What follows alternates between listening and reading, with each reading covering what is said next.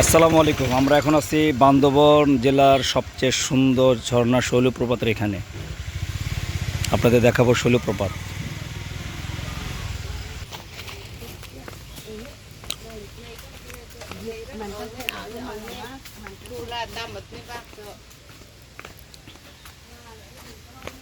এটা হচ্ছে শৈলপ্রপাতের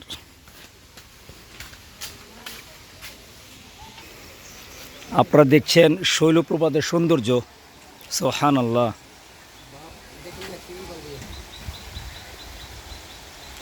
শৈলপ্রপাত ওই যে নীলাচলের পাহাড় দেখা যাচ্ছে, কত সুন্দর। সুবহানাল্লাহ।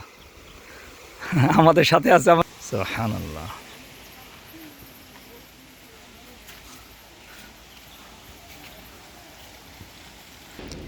আমরা এখন মূল শৈলপ্রপাতের দিকে যাচ্ছি। এই যে সিঁড়ি দেখতেছি, এইখান থেকেই মূল শৈলপ্রপাতের কাছে যাওয়া। শৈলপ্রপাত বলতে পাথর থেকে, পাথরের ভিতর থেকে ঝর্ণা বের হওয়াটা, এই সেই শৈলপ্রপাত।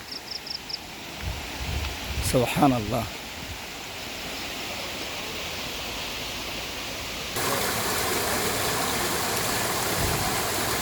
সুবহানাল্লাহ।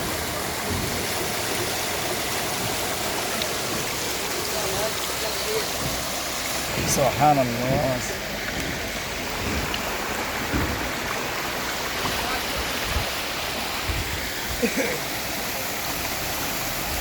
ভাই দেখেন ভাই,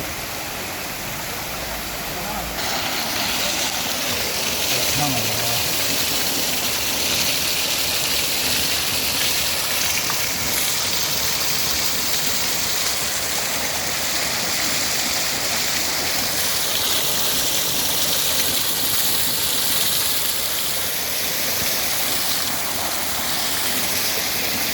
সুবহানাল্লাহ। সুবহানাল্লাহ। সুবহানাল্লাহ। সুবহানাল্লাহ।